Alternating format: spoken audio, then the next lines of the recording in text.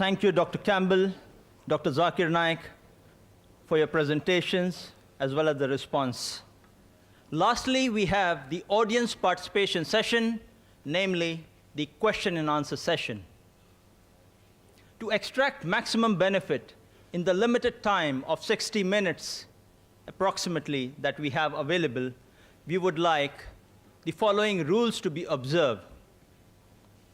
Your question should be only on the topic, the Quran and the Bible in the light of the subject of science. Questions out of the topic would not be entertained. Kindly state your question briefly and to the point. This is not a lecture time, neither a counter question time for the questioners. Dr. William Campbell and Dr. Zakir Naik should answer comprehensively, and each answer should not exceed 5 minutes. 4 mics have been provided in the auditorium for the questions from the mics. 2 next to the stage for the gents, and 2 in the rear of the center aisles for the ladies.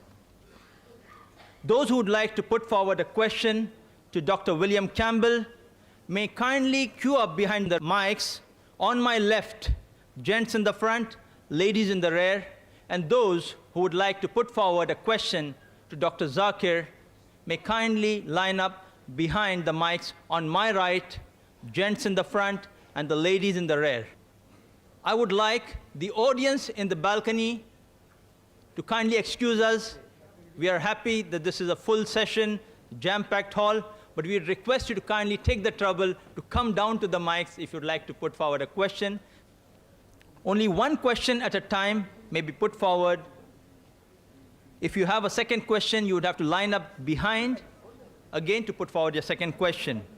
Written questions on index cards available from the volunteers in the aisles would be given secondary preference after the questions on the mics are handled by the speakers.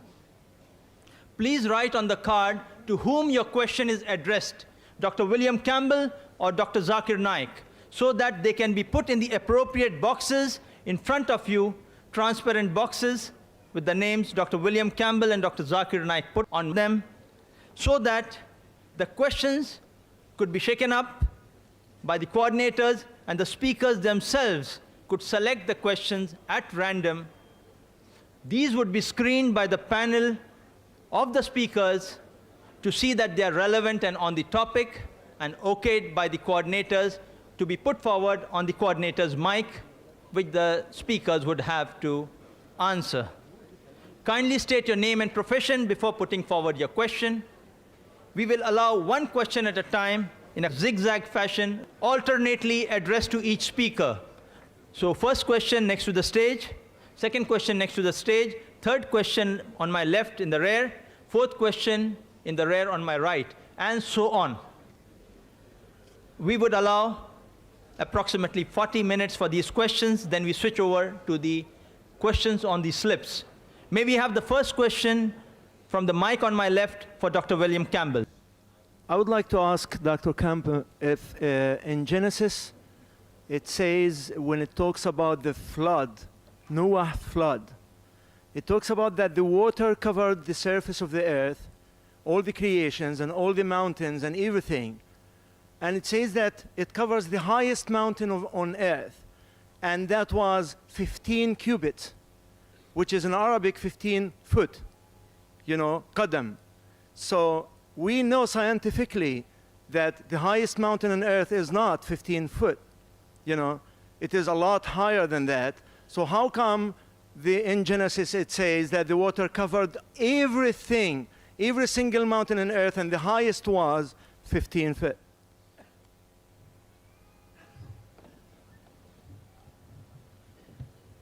Thank you for your question. I think it's saying that that is above the highest mountain. If the highest mountain is 3,000 meters, well, then it's 15 feet or 15 foot above it. However, Brother will not allow any questions in between, no counter questions, please. Let the questioner put his question, full stop. Then the speaker gives his answer in whatever manner he chooses. Thank you. And I looked into this in the Quran. I think it actually would be understood to be the same way, because it says in Surah 11, verse 40, the fountains of the earth gushed forth, and the waves like mountains. And then it says that in the places where it gives a list of prophets, there's no prophet before Noah. I know Adam can be a prophet, but so Noah is listed. And I think that it says in the Quran, too, that the whole world was covered. Yes, brother. The question for Dr. Zakir Naik.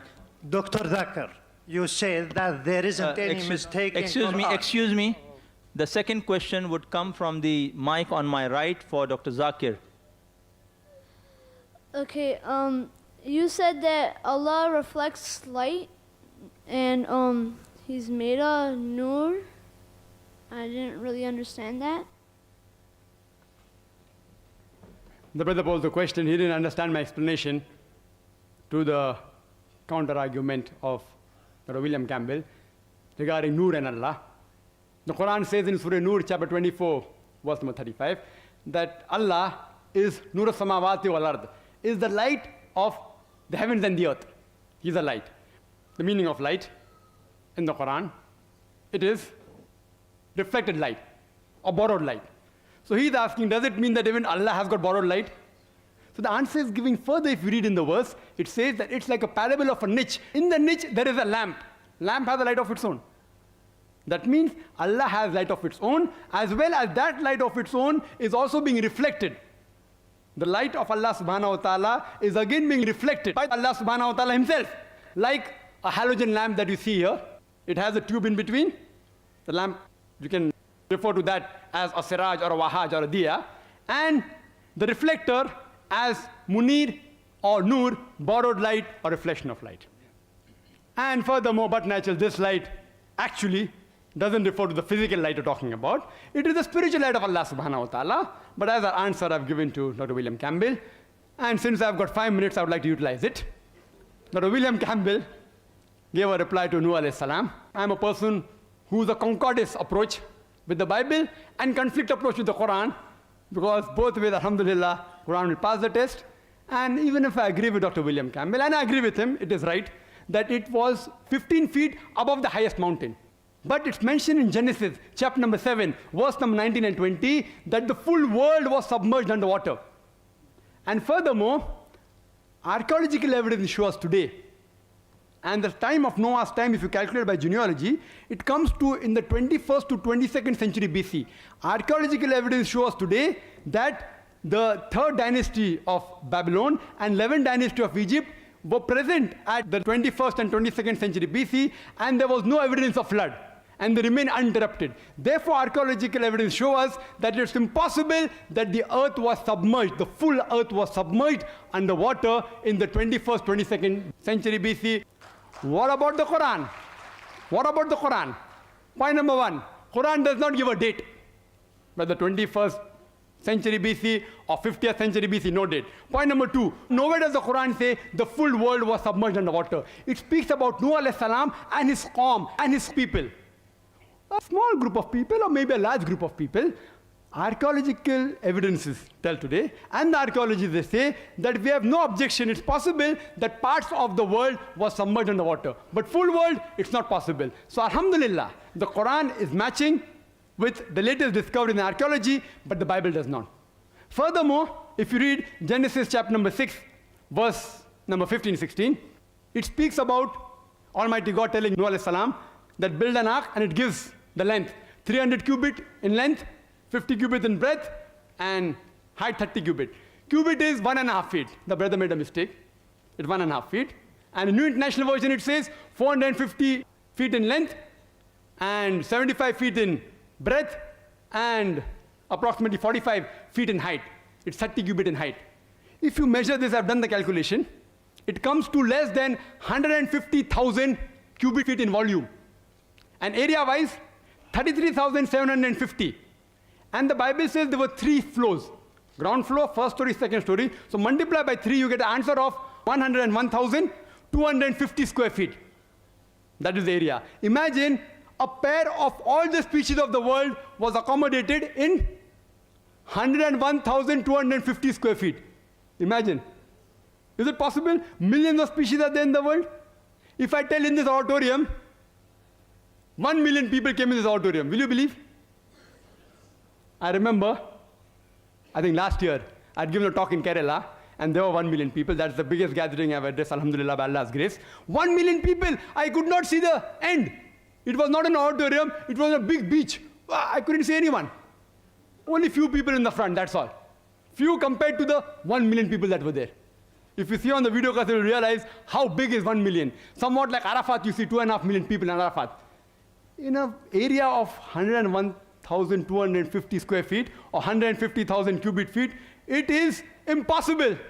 And above that, they stayed for 40 days, eating, going for call of nature. If I say 1 million people came in this auditorium, will you believe?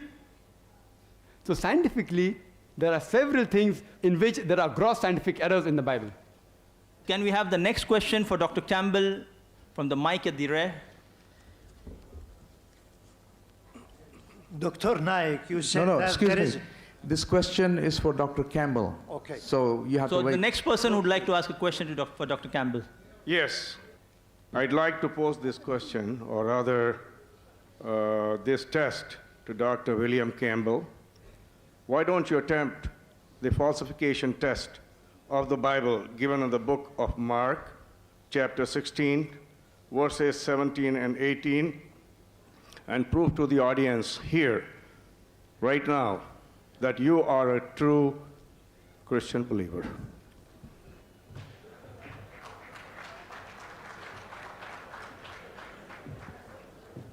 Well, I don't agree with Dr. Naik's interpretation. Jesus himself was tempted, and the devil said, well, if you're the Son of God, throw yourself off the temple. And Jesus said, you will not tempt the Lord your God. And so if I was to stay and say, oh yes, I'm going to be sure and do a miracle in front of you, I would be tempting God. My friend, Harry Radcliffe, he had promised to go. And so he decided to keep his promise and trust God to do his will. It's a different situation. I will not tempt God. Okay, thank you. Question for Dr. Naik. Maybe have the question in the rear from the sister She's for Dr. Naik. Oh, Campbell. at the back. Do you have a question for Dr. Naik in the back, ladies? Yes. Okay. Go ahead. My question is to Dr. Zakir Naik. The Christians explain the concept of Trinity scientifically by giving the example of water, which can be in 3 states: solid, liquid, and gas, in the form of ice, water, and vapor. Similarly, one God is a triune God, Father, Son, and Holy Ghost. Is this explanation scientifically correct? Just a comment before I give the answer. We should not tempt God, we should not test God, but here we aren't testing God, we are testing the human being. We should not test God, but here we are testing you, and God promises that any believer who has deadly poison, he will not die. He'll be able to speak in foreign tongues. We aren't testing God, we know God is correct. He will see to it that every believer can speak. We are testing you whether you're a believer or not. Coming to the question of the sister, that there are Christians who say that scientifically we can prove the concept of Trinity, like how water can be in 3 states, solid, liquid, and gas, like ice, water, and vapor. So similarly, God is in 3 forms: Father, Son, and Holy Ghost.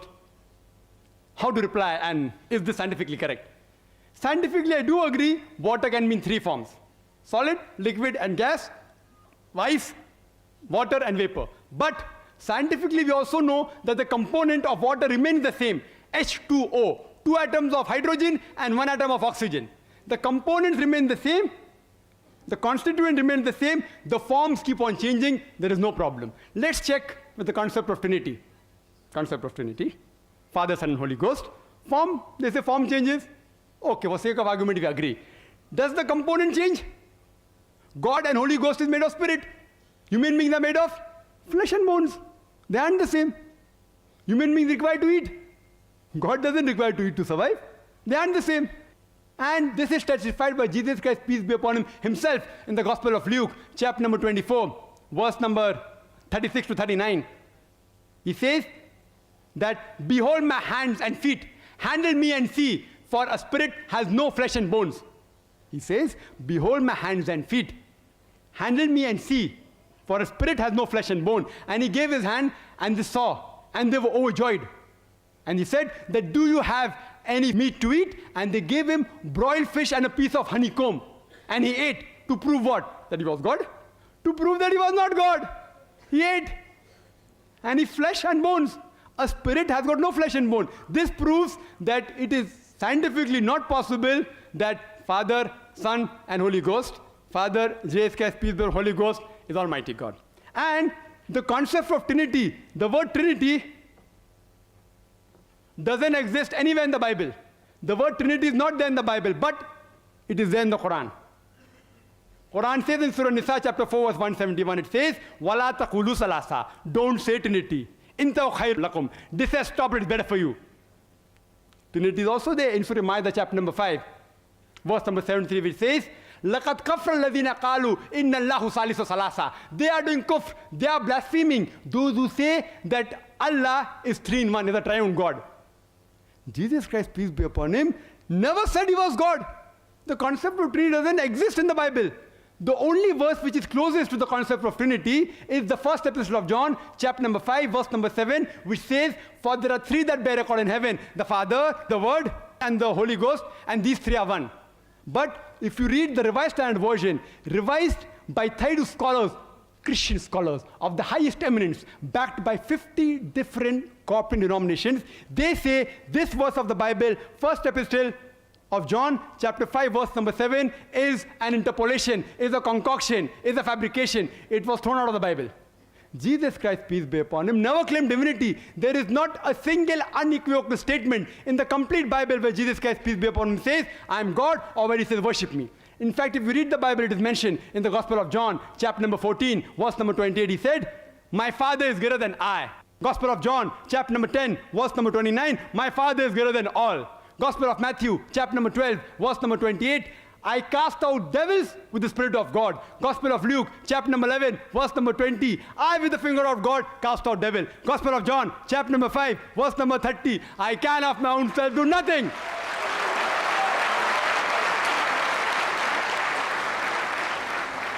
I can of my own self do nothing. As I hear, I judge. And my judgment is just. For I seek not my will, but the will of my Father. Anyone who says not my will, but God's will, he's a Muslim. Muslim means a person who submits his will to Almighty God. Jesus Christ, peace be upon him, said, not my will, but God's will. He was a Muslim, and he was, alhamdulillah, one of the mightiest messengers of God. We believe that he was born miraculously, without any male intervention. We believe he gave life to the dead with God's permission. We believe that he healed those born blind and lepers with God's permission. We respect Jesus Christ, peace be upon him, as one of the mightiest messengers of God, but he is not God, and he is not a part of the Trinity. Trinity doesn't exist. Quran says, Qul huwallahu ahad, say he's Allah one and only. Before we have the next question from the mic here, earlier I had announced that the ladies should kindly queue up there. Unfortunately, they have not queued up there, so we are having a problem of balancing the questions. Okay, what we do, we disregard the labels on the mic. Yes. If the ladies want to ask from here, we'll allow them. Just balance this in practical necessity. The hall is jam-packed, we understand. We will allow now one question for Dr. Campbell from here, and the rare mic will be for people who'd like to ask questions from the gents for Dr. Zakir. Yeah. Similarly, for the ladies, the front mic would be for Dr. William Campbell, and the rear mic would be for Dr. Zakir. Are the people queued there for Dr. Zakir? Yeah. Yes. Okay. People queued here for Dr. Campbell? Right. I think they have taken their own positions and changed the positions the organizers had given. We respect it because of the rush in the hall. The next question for Dr. Campbell from this mic. Thank you. Yes, brother. Assalamu alaikum. Alhamdulillah, tonight's been, praise be to Allah, praise be to the one God of all mankind. Tonight's been a very interesting dialogue, and a dialogue at that.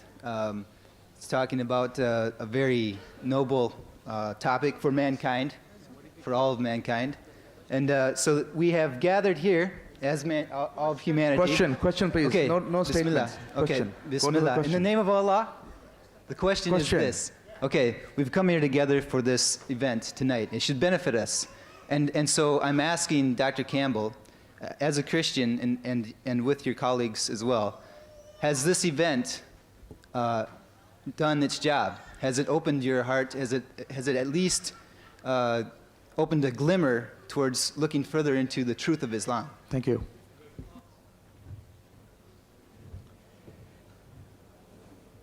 Well, I think I'll use the last question to answer yours.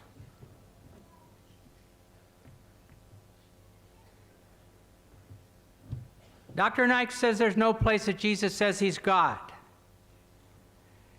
In Mark 14:61, he didn't answer. And again, the high priest was questioning him and saying to him, "Are you the Christ, the Son of the Blessed One?" In other words, are you the Christ, the Son of God? And Jesus said, "I am." So he did say, "I'm the Son of God." And he did say he's divine. And the Bible clearly says, I realize he's quoted the verses he wished to quote, Dr. Zakir wished to quote, where Jesus was in his human form. But there's other verses. He says, "I and the Father are one." It says, "In the beginning was the Word, and the Word was with God, and the Word was God, and God was made flesh and dwelt among us." In Jesus' baptism, the Father spoke and said, "This is my beloved Son." Jesus was there, and the Holy Spirit descended. The Father, the Son, and the Holy Spirit. We didn't make this thing up from our heads. Just lift this little thing. Now, the friend asked the question here. We've learned many things, and I'm always willing to learn, but I still think that the 500 witnesses that saw Jesus after he rose from the dead have more power with me than Muhammad coming 600 years later as one witness. Thank you. We'll allow a question for Dr. Zakir from the rear. Yes, sister. Dr. Campbell did first attempt to bring up supposed false facts pertaining to the Quranic views on the universe, and you did refute these accusations. However, it was not addressed what the Bible says about the shape of the earth and its other aspects. The sister asked the question that I did not address regarding what the Bible says about the shape of the earth due to lack of time. I can point out another 100 points, lack of time. Anyhow, sister wants to know what does the Bible speak about the shape of the earth. It's mentioned in the Bible, in the Gospel of Matthew, chapter number 4, verse number 8. It says, the same reference which Dr. William Campbell used about tempting. The devil took him, that Jesus Christ, peace be upon him, to an exceedingly high mountain and showed him all the kingdoms of the earth and its glory. Gospel of Luke, chapter number 4, verse number 5. The devil took him to a high mountain and showed him the glory of all the kingdoms of the world. Now, even if you go to the tallest mountain, the highest mountain in the world, that's Mount Everest, and supposingly you have a very good vision and can see for thousands of miles together, yet you will not be able to see all the kingdom of the world, because today we know the earth is spherical. You will not be able to see the kingdom of the opposite side of the world. The only way we will to see if the earth was flat. That's the description what the Bible gives. The earth is flat. Furthermore, the same description is repeated in the book of Daniel, chapter number 4, verse number 10 and 11. It says in the dream that the tree grew up into the heaven, and there when the tree grew up into the heaven, it grew up so much that everyone from all the ends of the earth, they could see the tree. This is only possible if the shape of the earth was flat. If a tree is very long and the shape of the earth was flat, it's possible. Today, it's a universal fact that the world is spherical. You will never be able to see the tree, however much long it is, from the opposite side of the spherical shape of the earth. Furthermore, if you read, it's mentioned in the First Chronicles, chapter number 16, verse number 30, that the earth does not move. The same is repeated in the book of Psalms, chapter number 93, verse number 1, that Almighty God, He has stabilized the earth. That means the earth does not move. And in the New International Version, it says that God has established and stopped the movement of the earth as though 1 minute. the earth is 1 minute left or 1 minute? 1 minute left. I thought you asked me to wait for 1 minute. Regarding Dr. William Campbell, he said that Jesus Christ, peace be upon him, said in the Bible in several places that he was God. You can refer to my video cassette, Concept of God in Major Religion, which gives all the references and the answers. I'll only give you the references of what he quoted. And my father, Ravan, is from John, chapter number 10, verse number 30. And in the beginning was the Word, is from John, chapter number 1, verse number 1. You go to the context and you'll come to know Jesus Christ, peace be upon him, never claimed divinity. You can take my cassette, which is available in the foyer outside, Concept of God in Major Religion, and similarities between Islam and Christianity, which give the details that Jesus Christ, peace be upon him, never claimed divinity. Time. Thank you. The next question from Dr. the Campbell. lady in the front for Dr. William. You mentioned the test where a true believer can drink poison and survive because of their faith. What about Rasputin, who was poisoned with enough cyanide to kill 16 people, and when that didn't kill him, he died of blood loss? He was not a good Christian. He had orgies. How do you explain this? Where only a good Christian can drink this poison and live. How do you explain that? Well, I don't feel I have to explain it. I mean, if Rasputin wasn't a Christian, why, what happened to him has no basis for what happened in the Bible. I said before, God didn't intend for us to line up here and start taking poison and see whether he's the true God. Oh, sorry. We are not to test God. That was given that that said that these things will happen. An example would be Paul. He went to, when he was in shipwrecked, and I think it's Crete, but I have the wrong place in my mind, and he landed. And so he was throwing wood in the fire, and a snake bit him. Nothing happened to him. But he wasn't trying to test God. He was trying to throw wood on the fire. It's a different situation. No comment, please. Thank you. The next question from the rear for Dr. Zakir. Excuse me. Yes, brother. Excuse me, sir. Sorry, carry on. I'd just like to say about the circle of the earth.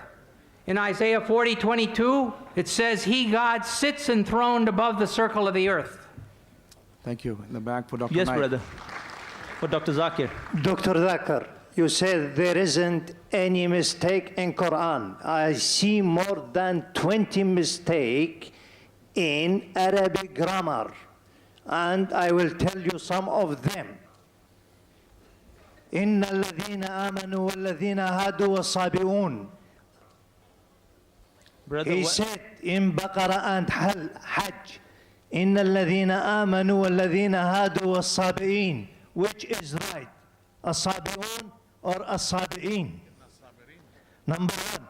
Number two. Brother, one question at a time, Yeah, please. but at the same thing, he said in Surah Taha 63, إن هذان لساحران. Mistake. إن هذين لساحران. Can you explain that? And there is more than that mistakes. Brother will allow you only the first part of the question. The second part will not allow because we have stated we'll allow one question at a time so others get a chance too. Okay. The brother has asked a very good question. I would like to be more concordant and agreeing. He has mentioned all 20 grammatical points. And the book is referring to Abdul Fadi. Abdul Fadi, correct? Is the Quran infallible?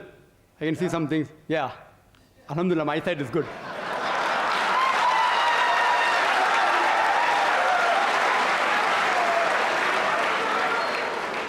I will answer all 20 together. Because I've read the book. I'll answer all 20, inshallah. Inshallah. Point number one, brother. Point number one. Point number one to be noted that all Arabic grammar is taken from the Quran. Quran was the highest Arabic book, a book which has the maximum level of highest literature. All the Arabic grammar has been derived from the Quran. Quran is the textbook of grammar. Since Quran is the textbook of grammar and all the grammar is derived from the Quran can never have a mistake. Point number one. Point number two. Point number two. Point number two. It is like, taking a ruler and the ruler is there, has a measurement, and you're saying the measurement is wrong. It sounds illogical. Point number 2, in the different tribes of Arabia, and you know Arabic, and Dr. William Campbell also will agree with me, in different Arabic tribes, the grammar keeps on changing. In some Arabic tribe, the word is feminine, the same word is even masculine in the other tribes of Arabia. In different tribes, the grammar keeps on changing. Even the gender keeps on changing. So will you check Quran with that faulty grammar? No. And furthermore, the eloquence of Quran is so high. It's so high, it is far superior. And you know, there are various books on the internet. You go, 12 grammatical mistake, 21 grammatical mistake, Abdul Fadi, 20 grammatical mistake. Do you think the Christian people took out these mistakes? Who took out these mistakes? Do you know who took out? The Muslims. The Muslim scholars, like Zamakshari, what they did, that the Quran grammar is so high that it goes against the conventional use of the Arabic. The Quran grammar is so high, to prove the Quranic grammar was high, they gave examples. And I'll give you a couple of examples which will answer all his 20 questions. They give the example, like read in the Quran, it says that the people of Lut, alayhi salam, they rejected all the messengers. They rejected the messenger that's mentioned. Dr. William Campbell said, the people of Noah, they rejected the messengers. We know from history that there was only one messenger sent to them. So it has a grammatical mistake. Quran should have said, the people rejected the messenger, not messengers. I agree with you. With layman grammar like how you and I know, it may be a mistake. But if you read the books written by Arabs, what is the beauty of the Quran? The beauty of the Quran is, why does the Quran refer messengers instead of messenger? You know why? Because we know that the basic message of all the messengers was same, that there is one God, about Tawheed, about Allah subhanahu wa ta'ala. By mentioning the people of Lut alayhi salam, the people of Noah rejected the messenger, it says by rejecting Lut alayhi salam, they are indirectly rejecting all the messengers.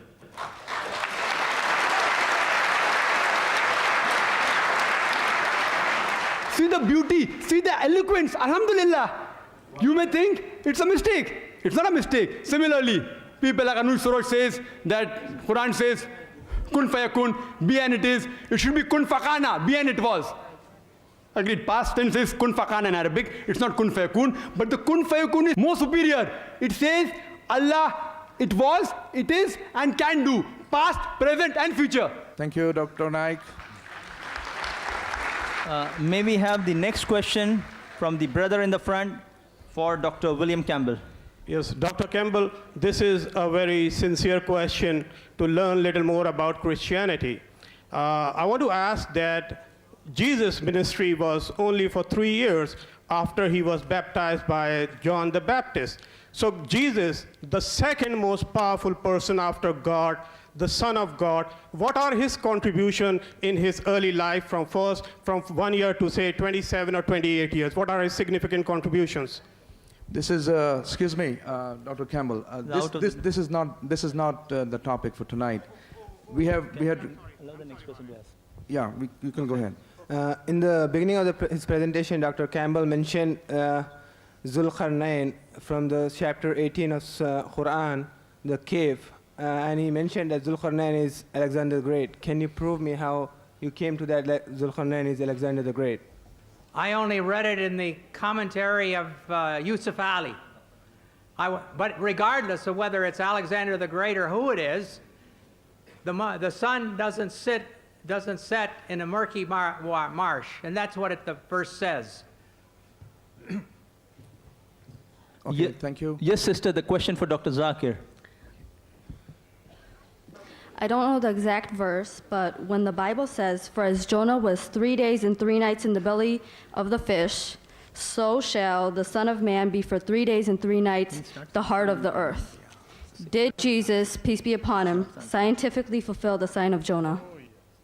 What the sister is referring to is the verse of the Bible, Gospel of Matthew, chapter number 12, verse number 30 and 40. When people ask Jesus Christ, peace be upon him, show me a sign, show me a miracle. Jesus Christ, peace be upon him, says, "You evil and adulterous generation, seek it after a sign. No sign shall be given to you but the sign of Jonah. For as Jonah was 3 days and 3 nights in the belly of the whale, so shall the Son of Man be 3 days and 3 nights in the heart of the earth." Sign of Jonah. Jesus Christ, peace be upon him, puts all his eggs in one basket. And if you go to the sign of Jonah, the book of Jonah is less than 2 pages, and most of us know.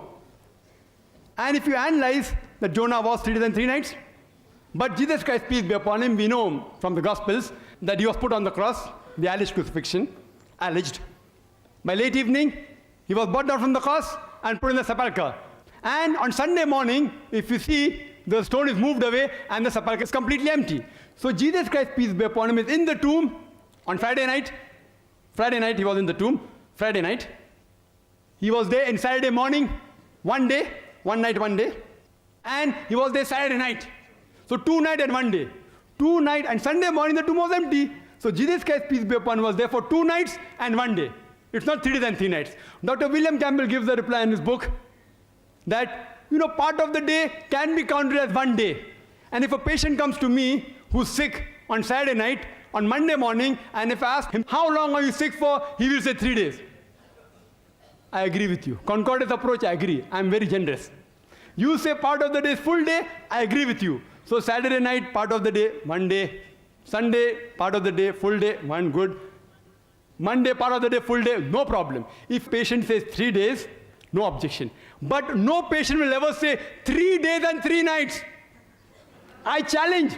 I have, alhamdulillah, met various patients. I have not come across a single patient, including Christian missionaries, who have ever told to me who was sick in the night, day before yesterday, saying, I'm sick for 3 days, 3 nights. So Jesus Christ, peace be upon him, did not say 3 days. Jesus Christ, peace be upon him, says 3 days and 3 nights. So it is a mathematical error. Scientifically, Jesus Christ, peace be upon him, didn't prove. And furthermore, the prophecy says, as Jonah was, so shall the Son of Man be. Jonah was how? How was Jonah in the belly of the whale, belly of the fish? Dead or alive? Alive. When he was thrown overboard, he was alive. In the belly of the whale, he goes around the ocean, dead or alive? Alive. He prays to Almighty God, dead or alive? Alive. He is vomited out on the seashore, dead or alive? Alive, alive, alive, alive. When I ask the Christians, how was Jesus Christ, peace be upon him, in the sepulchre, in the tomb, dead or alive? They tell me dead. Alive. Alhamdulillah. Is it a Christian? If he's alive, alhamdulillah, he was not crucified. If he's dead, he hasn't fulfilled the sign. You can refer to my video cassette, was Jesus Christ, peace be upon him, really crucified, and prove that Jesus Christ, peace be upon him, was not crucified. As the Quran says in Surah Nisa, chapter 4, 157, وَمَا قَتَلُوا وَمَا صَلَبُهُ. They didn't kill him, neither did they crucify him. It was only made to appear so. Thank you, Dr. Naik. Question for Dr. William. Dr. Campbell, since you are a medical doctor, could you please explain scientifically the various medical aspects that in the Bible regarding, because you didn't answer them in your rebuttal, for example, blood used as a disinfectant, bitter water test for adultery, and most importantly, that the woman is unclean for double the period when she gives birth to a daughter than as compared to a son?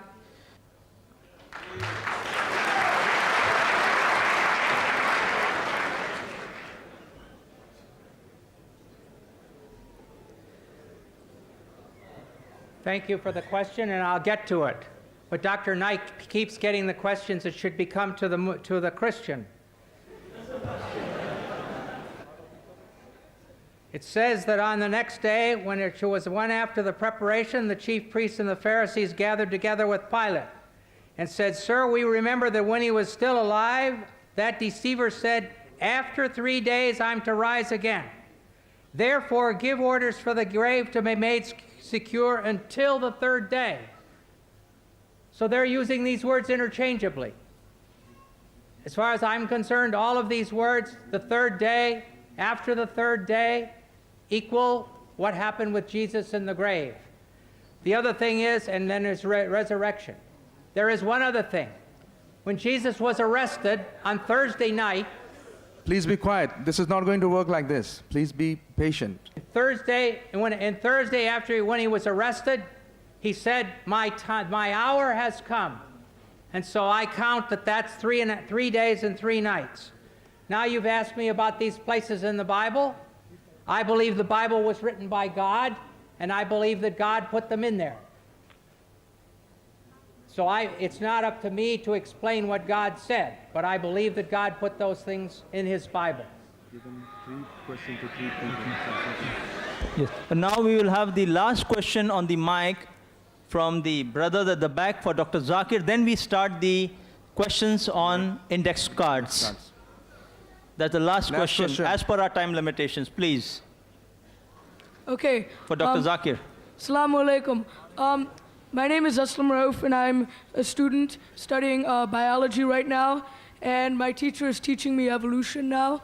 And I was wondering about the Islamic answer to evolution right now, if you could explain briefly what Islam says on the topic of evolution and creationism. The brother asked a question. Just since Dr. William Campbell is taking the liberty to answer, even I'll take the liberty. Nowhere in the Quran is the name of Alexander mentioned. It says Dhul-Qarnain, not Alexander. If some commentator has made a mistake, it's a mistake in the commentary. The men have made the mistake, not the word of God. Regarding the Bible saying that the world in Isaiah is a circle, no problem. It says circle, not spherical. So one place Bible says flat, one place it says circle. If you agree with both the verses, it becomes like a disc. See? Does it look like the earth? It is circle and it is flat. This is not the earth. Regarding biology in the Quran and regarding evolution, two questions the brother asked. I don't know whether I can answer both or not. I don't mind. One, which one? First one or second one? Biology or evolution? Evolution will be good. Evolution will be Are good. you choosing or he's choosing? Because he had the question for evolution, I think it'll be good. Two questions. Biology first, then evolution. If you give me 10 minutes, I'll answer both. No. Only in 5 minutes, whatever you can do. Okay, fine. I agree with the chairperson, Mr. Samuel Noman. I'll answer on evolution. The exact answer you can refer to my video cassette, Quran and Modern Science. Regarding when you talk about evolution, you start thinking about Darwin's theory. And Darwin went on a ship, HMS Bugle, to an island by the name of Calotropis, and he saw birds pecking at niches. Based on that observation that the beaks of the bird became long and short, he propounded the natural selection. But he wrote a letter to his friend Thomas Thomson in 19th century. He said that I do not have proof to propound my natural selection, but because it helps me in classification of embryology, of rudimentary organs, I have put forth this. Darwin's theory is not a fact at all. It is only a theory. And I made it very clear in the beginning of my talk. Quran can go against theories. Because theories take U-turns, but Quran will not go against any established fact. And in a school, we are taught about Darwin's theory as though it's a fact. It's not a fact. There is no scientific proof at all. There are missing links. Therefore, if someone has to insult his friend, his colleague, he will say, if you were present at Darwin's time, Darwin's theory would have been proved right, insinuating he looks like an ape. There are missing links to Darwin's theory. And I know about the 4 fossils that are present, the hominoids, the Lucy, Australopithecus with its guide, the Homo erectus, Neanderthal man, Cro-Magnon. For details, refer to my video cassette. By molecular biology, according to Francis Crick, he said it is impossible that we can be evolved from apes by DNA coding. It's impossible. You can refer to my video cassette. It gives the detail. Some parts I've got no objection regarding biology. Quran says in Surah Anbiya chapter 21 verse number 30 that وَجَعَلْنَا مِنَ الْمَاءِ كُلَّ شَيْءٍ هَيْ أَفَلَا يُؤْمِنُونَ. We have created every living thing from water. Will you not then believe? Today we know that every living creature, the basic substance, the cell, contains cytoplasm, which has about 90% water. Every living creature in the world has approximately 50 to 90% water. Imagine, in the deserts of Arabia, who could have imagined that everything is made of water? Quran says that 1400 years ago. Time, Dr. Naik. Thank you. Please, thank you. Thank you very much.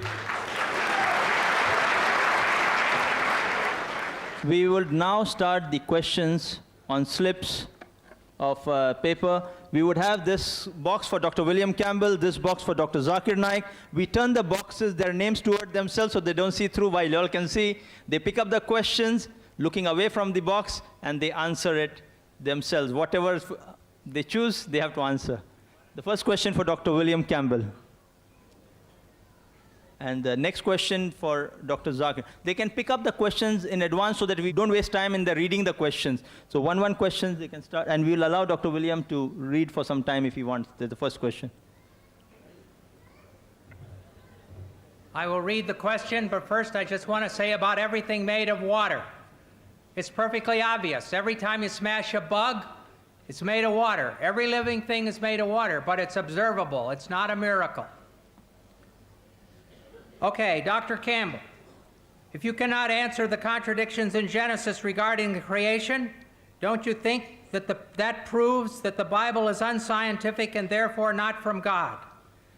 I admit that I have some problems with this, but I also have all the fulfilled prophecies, and that's very important to me. And it says that Jesus is the first cornerstone, and built on it, he's built on the foundation of the apostles and the prophets.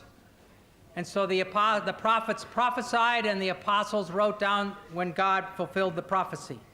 I know that doesn't answer your question, but my faith is in Christ for as my Savior. Okay, thank you. Dr. Naik?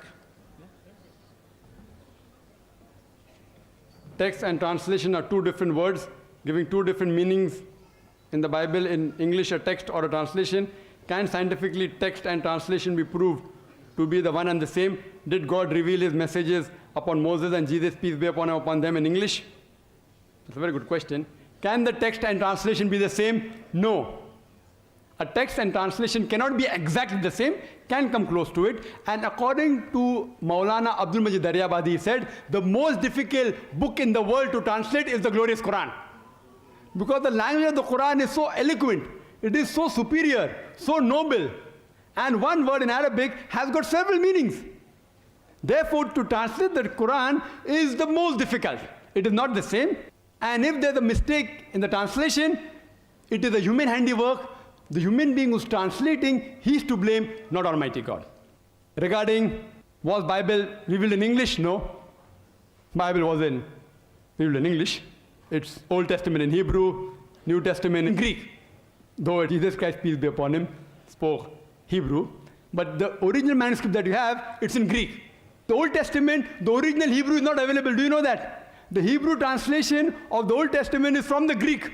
So even the original Old Testament, which is in Hebrew, is not present in Hebrew. So you have a double problem. No wonder you have scribal errors, etc. But the Quran, alhamdulillah, the original Arabic is maintained. It has been, alhamdulillah, scientifically you can prove it is the same. And regarding, were revelations revealed to Jesus Christ, peace be upon him, and to Moses, peace be upon him? I said in my earlier answer as well as my talk, that we believe the Quran says in Surah Ra'd chapter 13 verse 38 that Allah subhanahu wa ta'ala has sent down several revelations. By name only 4 are mentioned: the Torah, the Zabur, the Injil and the Quran. The Torah is the Wahi which was given to Moses, peace be upon him. The Zabur is the revelation, the Wahi which was given to David, peace be upon him. Injil is the Wahi, the revelation which was given to Jesus, peace be upon him. And Quran is the last and final revelation which was given to the last and final messenger, Prophet Muhammad, peace be upon him. Dr. Naik, thank you so much. But the present Bible is not the Injil which we believe in, which was revealed to Jesus Christ, peace be upon him. Thank you, sir. Dr. Campbell? May we have one more? But the present Injil is the one there's always been.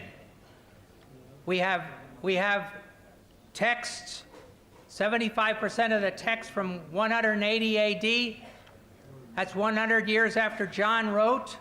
He was alive and wrote. You have people alive at that point who knew, who their grandparents believed through John. There's good evidence and good text. The Bible is valid history. Now the question, with the probability you presented, it is a great calculation, thank you. But in the matter of God, it is completely inferior. God is all-powerful and can choose who he likes, of course, no matter rich or poor or any other thing. So how then does your probability fit in? Jesus was poor, he was chosen. He said the Son of Man has nowhere to lay his head. I'm not sure about this. I don't see how the calculation is talking about that. Calculation was how many people could fulfill all those prophecies. I hope that that's been helpful. Thank you. Thank you, Dr. Naik. Go ahead, please. Go ahead. Thank you. In an effort to prove, the Quran is so heavily agreeable to modern science, what happens if modern science is wrong? Does the Quran always change to reflect the changes in science? That's a very good question. It's a very important question, and we Muslims should be very careful while bringing compatibility with the Quran and modern science. Therefore, I said in the beginning of my talk, I will only be speaking about those scientific facts which have been established. And a scientific fact which has been established, for example, the earth is spherical. It can never go wrong. Established science can never take U-turns. But unestablished science, like hypotheses and theories, can take U-turns. I know Muslim scholars who have tried to prove Darwin's theory from the Quran. Nonsense. So therefore, we should not go overboard and try and prove everything of modern science. We have to be careful to check up whether it is established or unestablished. If it's established, alhamdulillah, with scientific proof, the Quran will never go against it. If it's a hypothesis, it may be right, it may be wrong. Like Big Bang theory. It was a hypothesis earlier.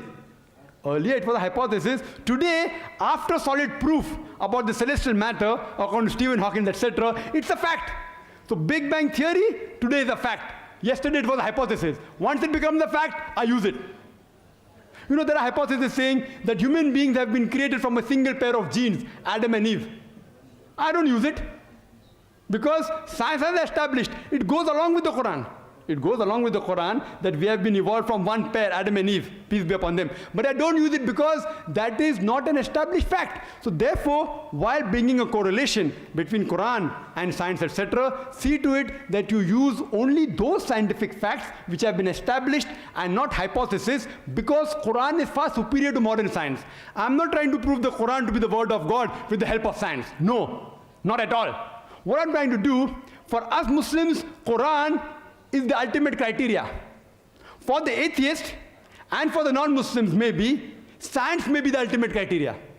What I'm doing, I'm using the criteria, the yardstick of the atheist, and comparing with the yardstick of the Muslim, the Quran.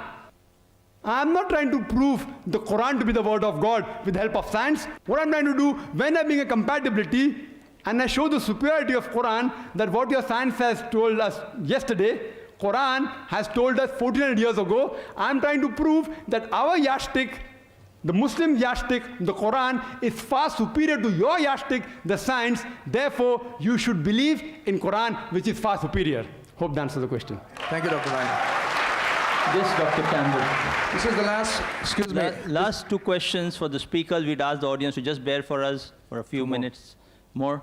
We have the last question on the slip for Dr. Campbell, followed by one last question for Dr. Zakir, and we'll ask you to please wait till the end.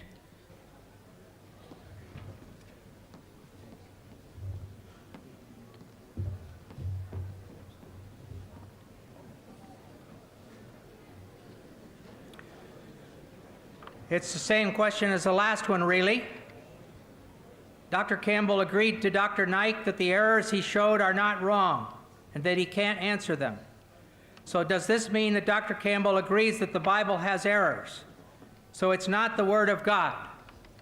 There are things in the Bible that I can't explain, that I don't have an answer for now. And I'm willing to wait until I see whether an answer comes. There's many places where archaeological things have proved that the Bible is true, talking about towns and who was king and things like that. And I think there's great proof that the Bible is valid in good history. Thank you, Dr. Campbell. Just 1 minute. Okay, sure. The question is, are there any more mathematical contradictions in the Bible? What is Bible or Islam? Sorry. Are there any more mathematical contradictions in Islam? Are there any more? Is it Bible or Islam? I don't know. I'll answer both. Because is there any more? It should be Bible, because I spoke about contradiction. Anyway, regarding Islam, the Quran says in Surah Nisa chapter 4, verse number 82, أَفَلَا تَدَبُّرُونَ الْقُرْآنَ وَلَوْ كَانَ مِنْ عِنْدِ غَيْرِ اللَّهِ لَوَجَدُوا فِيهِ اخْتِلَافًا كَثِيرًا. Do they not consider the Quran with care? Had it been from anyone besides Allah, there would have been many contradictions. There is not a single. Regarding more contradictions in the Bible, 5 minutes will be insufficient. Even if they give me 5 days, it's difficult. Anyway, I'll just mention a few. It's mentioned in the 2 Kings, chapter number 8, verse number 26, it says that Ahaziah, he was 22 years old when he began to reign. 2 Chronicles, chapter number 22, verse number 2 says that he was 42 years old when he began to reign. Was he 22 years old or was he 42 years old? Mathematical contradiction. Furthermore, in 2 Chronicles, chapter number 21, verse number 20, it says that Joram, the father of Ahaziah, he reigned at the age of 32 and he reigned for 8 years. And he died at the age of 40.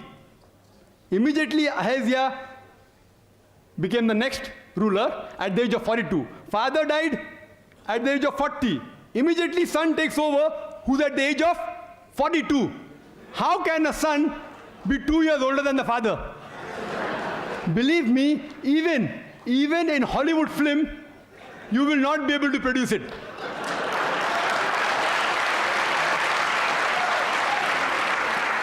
In Hollywood film, you can produce a unicorn, which I mentioned in my talk. Unicorn, you can have cockroaches, which the Bible speaks about, cockroaches and dragons and serpents.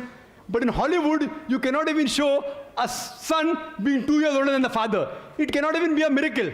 Even in miracle, it's not possible.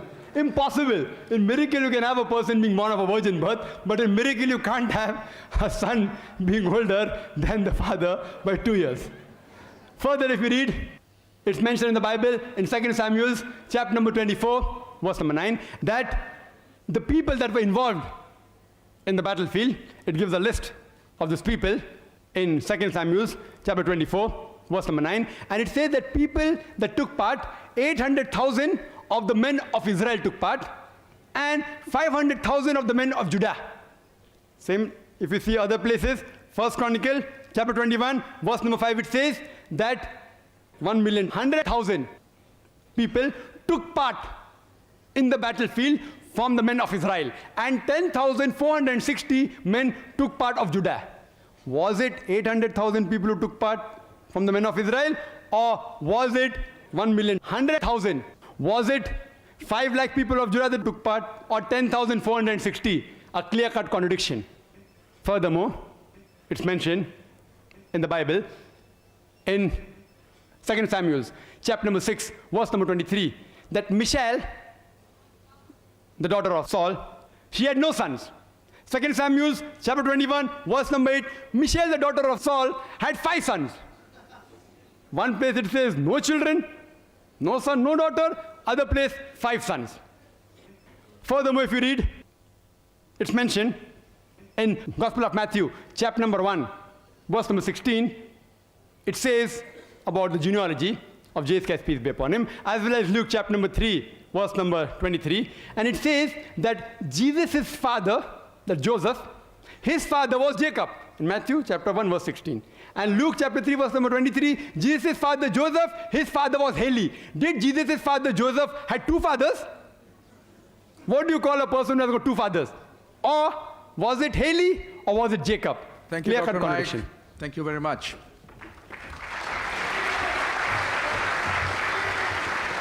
Can we have you bear with us for 2 minutes? We have the renowned international Islamic scholar amongst us, Dr. Jamal Badawi, and on behalf of the Islamic Research Foundation, we feel it an honor if he would take the pleasure of inaugurating or releasing the book just written by Dr. Zakir Naik, The Quran and Modern Science, Compatible or Incompatible.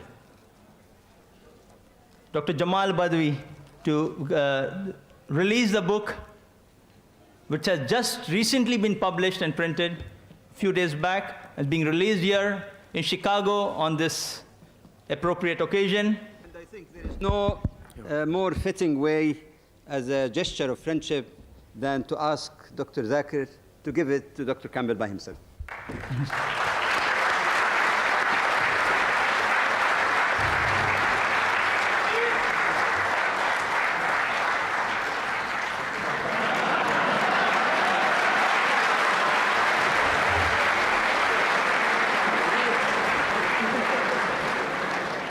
As we have a very limited number of these copies available, so we request only the non-Muslim guests who have come here to kindly take a complimentary copy of the book as they leave the auditorium if they are interested.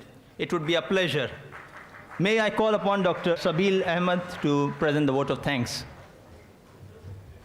Again, on behalf of Islamic Circle of North America, I would really thank all of you for your patience and all our distinguished guests over here for giving us a very good performance for all of us. سبحانك اللهم وبحمدك واشهد ان لا اله الا انت ونستغفرك ونتوب اليه. السلام عليكم ورحمة الله وبركاته.